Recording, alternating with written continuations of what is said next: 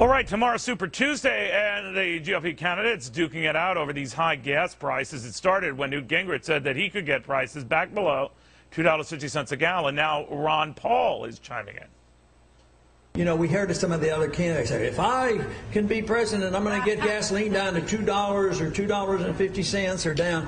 And I said, yeah, but I can get it down to a dime.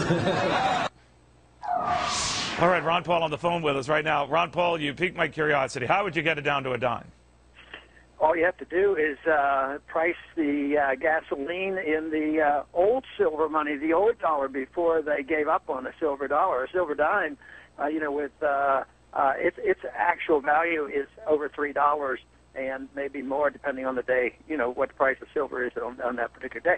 But, in real money, the gasoline prices are actually going down. And that was what I, used the other day with Bernanke.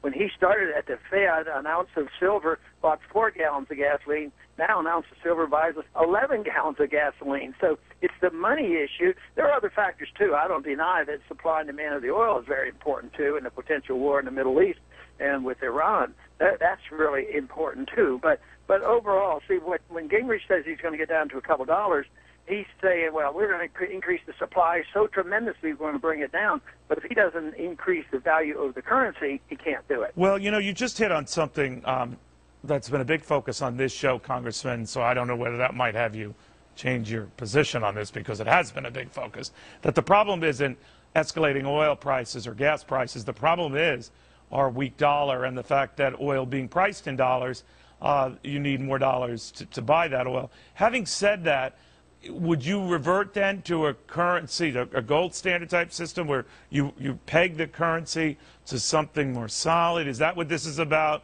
Yeah. Or what? Explain that. Yeah, no, that is what it should be. And, of course, I've argued that case for a long, long time. And I think that what we should do in this country, because they're not going to change over rather quickly, they're going to wait until it gets much worse, we ought to at least be able to use a parallel currency. Internationally, you can. But internationally, they're still using the dollar predominantly. The people are drifting from the dollar. They're not using the dollar as a reserve as much as they used to. So, and there's always these rumors that go around, well, Iraq wanted to use the euro, or they want to use gold, and China wants to use something else. And that's a big deal, because that would really play havoc with the dollar. If more and more people left the dollar as a reserve currency, our problems would be much worse. The price of fuel and oil is going to go up much higher in terms of dollars. So, but no matter but that dollar thing, you're so smart. You can leave me in your wake here. So if you don't mind, the problem with the dollar is probably indicative of the problem in Washington, right? The ability to control our finances, spending much more than we have, and we become sort of this global currency laughing stock.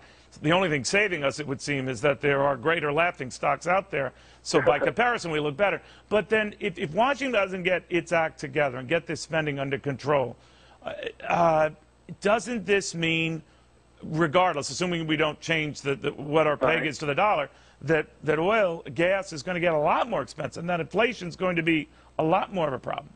Absolutely. I think that is the case, and that's what I've been warning about. The other thing people don't generally understand is, well, if the oil prices and gasoline's going up, other things are going down. You might have prices go down with your computers. So if inflation of the money supply always increased all prices and wages equally, it wouldn't be a big deal. But it goes in different areas, and because energy is so important, it's international, or whether it's the price of the cost of medical care or education or housing, money goes into certain areas and boosts these prices more so. But no, you cannot get control of this if you don't control the dollar. But my argument also is, Bernanke, and the Federal Reserve Chairman has said this for the 30 years that I've been around and dealing with this. They always say, well, if Congress didn't spend so much money and have so much debt, we wouldn't have to have such a hard job, protecting the value of the dollar. But if the Fed wouldn't monetize the debt, the Congress couldn't spend the money. There is that. Congressman, thank you very much. Always good having you. Thanks a lot. Ron Paul.